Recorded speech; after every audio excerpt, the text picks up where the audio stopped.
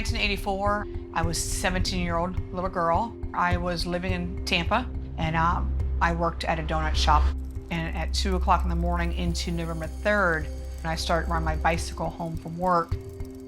As I'm pedaling my bicycle, I'd come to an intersection of a church, and I noticed in the church parking lot was a car parked. Then out of nowhere, I felt someone just yank me off my bicycle. A man put his arm around my neck, and next thing I know, I felt the cold steel barrel of a gun to my left temple. He dragged me to the car. He threw me into the car. He orders me to take all my clothes off.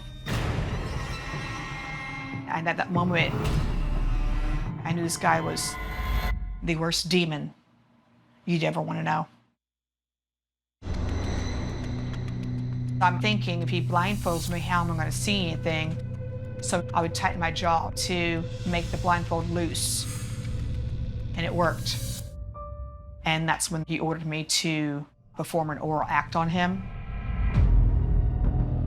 When there's a person that has a gun to your head, you tend to do what they say, because at any given moment, you're risking your own life. We enter the apartment. He puts me into the shower. Then he climbs in the shower with me. He bathed me. It was almost like he was living out a fantasy, as if we were just two lovers in a shower. It was just odd. But then he orders me out of the shower, and that's when the first attack happened. He got enraged. He threw me down on the back floor and just brutally raped me. It was horrible. He took me back to the car. We got in the car. It was 26 hours that this monster had me in captivity. And then he gets me out of the car. He goes, "I need you to stand there for 5 minutes."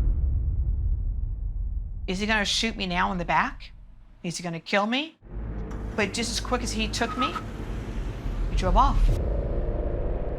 And I'm standing there, I'm frozen. And I'm thinking to myself, what just happened? I took my blindfold off, and I turn around and I just start running. I just was so afraid of him coming back to kill me. It was a half a mile to run home. And it seemed like the house was getting further and further away. But eventually I made it back to my grandmother's house. My grandmother calls the police. I had to go to the hospital. I had to have a rape kit done. It was almost like being violated all over again. It was horrible. But I did it, I had to do it. And that's when they decided to take my clothes for evidence. November 14th, we got the results back on the analysis of Lisa's clothing. The FBI lab told us that we had a match with the red carpet fiber with hers and the other murder victims. And so we knew now that she had been abducted by our serial killer. Now, we not only have evidence, we have a live witness. Lisa is the key to everything. About 2 weeks after Lisa was abducted, we were able to find his car in the parking garage of the movie theater, and when he came out of the movies, he was taken down and arrested.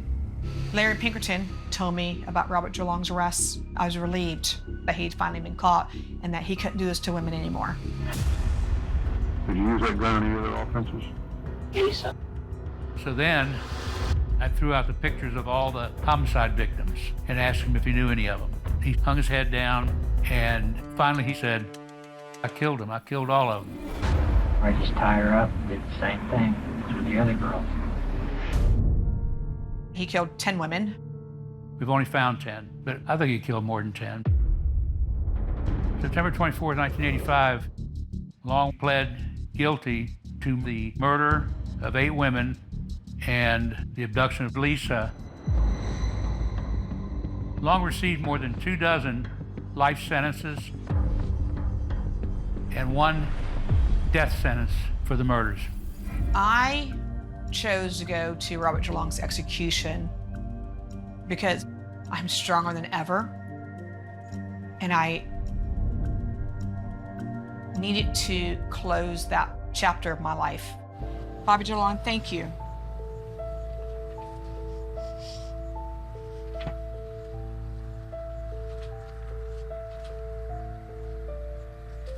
Thank you for choosing me instead of another 17-year-old little girl.